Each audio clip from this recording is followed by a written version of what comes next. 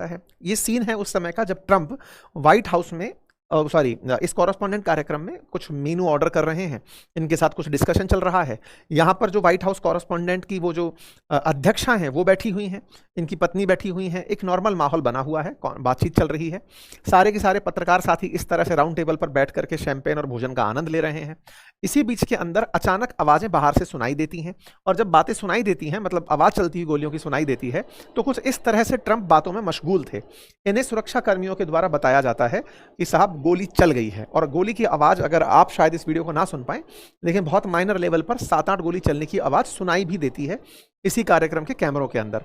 ये कॉमन सी बातचीत चल रही थी। जैसे ही ये स्थिति बनती है, जेडी वेंस को पकड़ करके सुरक्षा कर्मी तुरंत कमरे से बाहर ले जाते हैं, और उधर डोनाल्ड ट्रंप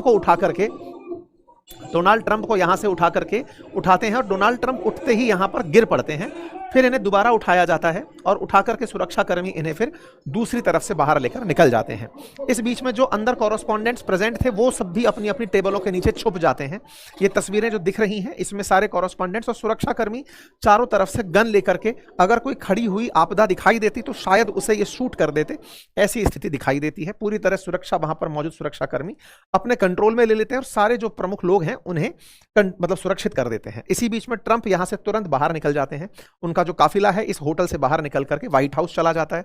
कुछ इस तरह की तस्वीरें लोगों की भागते हुए, अव्यवस्था की, सुरक्षा एजेंसीज की, ये सब दिखाई देती हैं। तस्वीरों के अंदर किस तरह का कियोस क्रिएट हुआ वो साफ दिखाई देता है। कैसी अव्यवस्थाएं बनी, कैसे सब चीजें इधर उधर बिखरी हुई रह गई, ये सब तस्वीरों के अंदर आता है। यहां से भी कुछ पत्रकार साथी वहां थे, उन्होंने भी इस बात को रिपोर्ट किया और बताया कि कैसे ये सारी घटना हुई जब हिल्टन के बॉलरूम के अंदर कार्यक्रम चल रहा था, तो बाहर की तरफ आवाजें सुनाई दी थी। इसके साथ साथ यहाँ के जो मतलब विदेश मंत्री मार्को रूबियो हैं, वो भी अपनी पत्नी के साथ वहीं दिखाई देते हैं। सभी लोग थे। तो राष्ट्रपति तुरंत यहां से बाहर निकलते हैं। यदि हम बात करें आज के हिसाब से, तो अपने इंडिया में ये घटना सुबह 6:30 बजे पता चली है। अमेरिका में शनिवार की शाम थी वो, यहां पर सुबह 6:30 बजे पता चलती है। और इन्होंने कहा कि मैंने बोल दिया है कि इस मीटिंग को जारी रखेंगे, लेकिन सुरक्षा व्यवस्था में लगे लोग कह रहे हैं कि नहीं, इसे जारी मत रखिए। सुरक्षा में जो लगे हुए लोग थे उन्होंने हमलावर को गिरफ्तार कर लिया। उसकी तस्वीरें ट्रंप ने साझा की। गिरफ्तार व्यक्ति इस तरह से आपके सामने लेटा हुआ दिखाई दे रहा है। ये तस्वीर में आपको दिखाई दे रहा है कि कैसे सुरक्षा कर्मियों ने इसे पूरी तरह से पकड़ लिया है।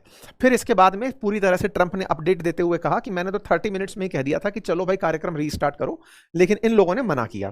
फिर एक वीडियो फुटेज बाहर निकल कर आया जिसमें ये जो हमलावर है ये तेजी से भागता हुआ अंदर सुरक्षा व्यवस्था को लांघते हुए घुसता दिखाई देता है, और इसको हमलावर शूट करने का कार्यक्रम शुरू करते हैं कि भाई चलो इसको गोली मारते हैं। यहां पर ये गोली मारते हुए अंदर घुसता है, सुरक्षा कर्मी इसे गिरा लेते हैं और पकड़ लेते हैं। ये रहा पकड़ा हुआ तस्वीर जो आपके सामने निकल कर आती है। राष्ट्रपति फिर बाहर आते हैं, और बाहर आकर के सुबह 9 बजे भारतीय समय के अनुसार अपनी तरफ से रिमार्क देते हैं, और वो कहते हैं कि जो घटना हुई डिनर के प्रोग्राम के समय वो ऐसी थी। ट्रंप अपनी तरफ से सारी बातें बताते हैं। इन्होंने कहा कि जो सुरक्षाकर्मी लगे हुए थे उनमें से एक बुलेट प्रूफ जैकेट पहना हुआ व्यक्ति था, उसे गोली लगी है लेकिन वो सुरक्षित है, हमने उससे बातचीत कर ली है। इनसे तमाम प्रकार के सवाल पूछे जाते हैं कि सर ये आपके साथ जो घटना घटी है ये कैसे हुई। तो इन्होंने कहा कि मैं तो पहले ही कह रहा था कि एक बॉल रूम की जरूरत है जो पूरी तरह से सुरक्षित हो, अब उसकी सुरक्षा शायद और ज्यादा महसूस की जा सकेगी। इनसे फिर पत्रकारों ने पूछा कि साहब हमले सब आप पे ही क्यों होते हैं। बोले मैंने काम ही इतने कर लिए कि मैं चुनौती महसूस करता हूं, बाकी लोगों को आज तक इतने काम किसी ने किए नहीं कि लोग उन्हें चुनौती के रूप में देखें। तो इन्होंने अपनी मतलब तारीफ यहां भी नहीं छोड़ी। इसके साथ साथ इन्होंने अपनी तरफ से जानकारी देते हुए कहा कि मैं अपनी तरफ से जैसे अब तक काम करता रहा हूं, आगे भी काम करता रहूंगा। पहले जब इन पर गोली चली थी तो ये राष्ट्रपति बन गए थे, और फिर इसी के साथ फिर पुरानी कुछ घटनाएं जोड़ करके लोग निकालने लगे। राष्ट्रपति बने थे तो अब तक क्या किया वो सबने देखा। अब 2 साल पहले की घटना थी जब ये इलेक्शन कैंपेन में थे और इन पर गोली चलाई गई थी। अब ये राष्ट्रपति हैं और उस समय गोली चली है, तब दुनिया पर पता नहीं अब कौन सा रुख ये अख्तियार करेंगे। जिस होटल में यह घटना घटी है यहां पर 1981 में तत्कालीन राष्ट्रपति रोनाल्ड रीगन के ऊपर भी गोली चली थी, और उस समय पर भी यही सेम होटल थी और इसी तरह का कार्यक्रम आयोजित हो रहा था।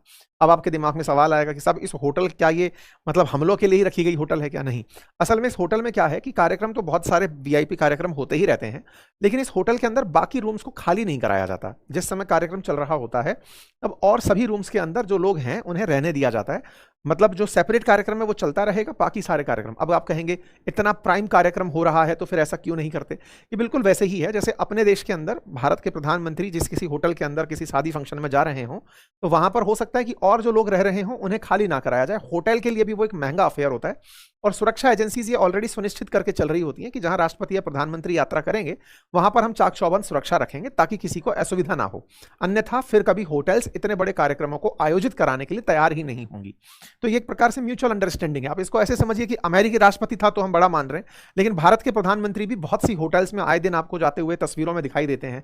किसी की शादी में आशीर्वाद देने पहुंच गए, कहीं किसी कार्यक्रम को आयोजित में होते हुए पहुंच गए, तो इस तरह से दिखाई देते हैं। तब ये जब लोग दिखाई देते हैं तो इसका मतलब है कि जहां ये हैं वहां पर इस तरह की सुरक्षा एक्सपेक्ट की जाती है कि रहती ही है, और इसी के चलते इस तरह के कुछ लीकेजेस हो जाते हैं।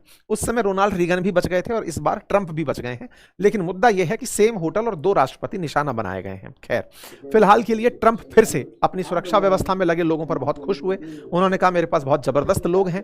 काश पटेल बोलने के लिए आए, वास्तविकता में एफबीआई की चूक ही मानी जाएगी कि उन्होंने इस बात की जांच नहीं की थी, लेकिन वो इस बात पर ट्रंप का धन्यवाद देते रहे कि आप हमारी सुरक्षा व्यवस्था को मानते हैं, हमने उस हमलावर को न्यूट्रलाइज कर लिया है, पकड़ लिया है। जो भी है, कुल मिलाकर हमलावर की पहचान हुई 31 साल के कॉल थॉमस एलन के रूप में, जो अमेरिका के कैलिफोर्निया का रहने वाला है।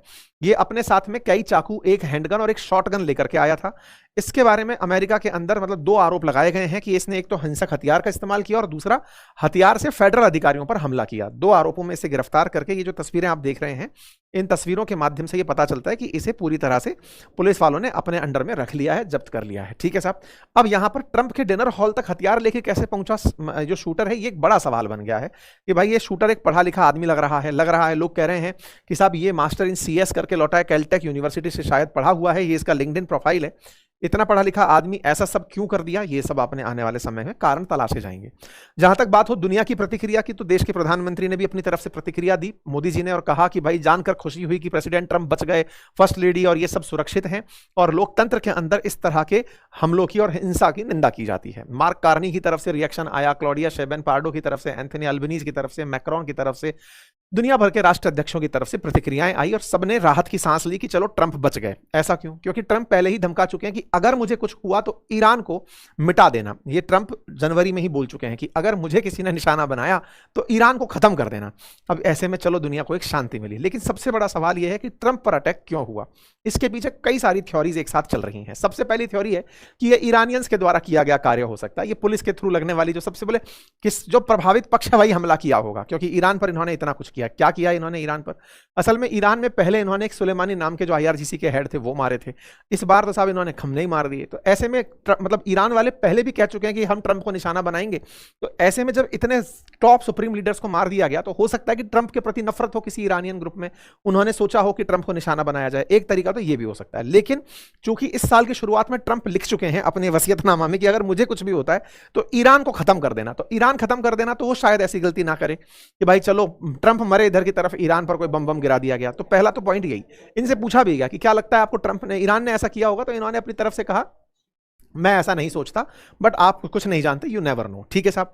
दूसरा सवाल आता है डोमेस्टिक रेडिकलाइजेशन का एंगल हो सकता है क्या? मतलब ऐसा कि लोग खुद से फ्रस्ट्रेट हो रखे हैं उनसे। इसके पीछे का कारण भी है क्योंकि जिस तरह से अप्रवासियों को लेकर के बात करते हैं कि मैं जो यहां से लोग हैं इन्हें बाहर निकाल दूंगा, ये कर दूंगा, तो हो सकता है कोई वहीं से इस तरह से इनके खिलाफ नफरत लिए आदमी हो। तीसरा आदमी हो जो खुद से ही इनसे नफरत करता हो, जिसको लॉन वुल्फ कहा गया, जिसका कोई कनेक्शन नहीं है, अपने आप गया, मारने गया था, सोच साच कर गया था। अब इसी की चीज के जांच के लिए उसके डिजिटल फुटप्रिंट जांचे जा रहे हैं कि वो व्यक्ति जिसने हमला किया है उसका असल में क्या बैकग्राउंड है, उसको जांचा जा रहा है। उसके सोशल मीडिया एंगल्स को चेक किया जा रहा है, उसके जितने भी फुटप्रिंट्स हैं उन सभी को जांचने का प्रयास चल रहा है। ये सारी की सारी जो घटनाएं हैं ये एक ही बात की तरफ इशारा करती हैं कि ट्रंप पर जिसने भी मारने का प्रयास किया हो या तो वो ट्रंप से बहुत ज्यादा नफरत करता है, और एक एंगल जिसकी सब लोग चर्चा गाये बगाए कर रहे हैं कि ट्रंप केवल अपनी तरफ सिंपैथी गेन करने के लिए इस तरह का हमला करवा लिए होंगे, अन्यथा इतनी ज्यादा सुरक्षा के बीच में कोई व्यक्ति वेपन लेके कैसे पहुंच सकता है, ये दूसरा सवाल है। अब देखिए उस रूमर को तो आप जवाब नहीं दे सकते क्योंकि आपके पास कोई एविडेंस नहीं है, लेकिन हाँ ये हमला अपने आप में काफी सारे प्रश्न तो लेकर आया ही है। सबसे बड़े प्रश्न ट्रंप की सिक्योरिटी को लेकर ही हैं। बाकी आप लोगों को क्या लगता है अपनी राय कमेंट बॉक्स में जरूर दीजिएगा। ट्विटर का लिंक कमेंट बॉक्स में है, जाकर ज्वाइन कर लीजिएगा। चैनल पर नए हैं तो सब्सक्राइब कर लीजिए। धन्यवाद।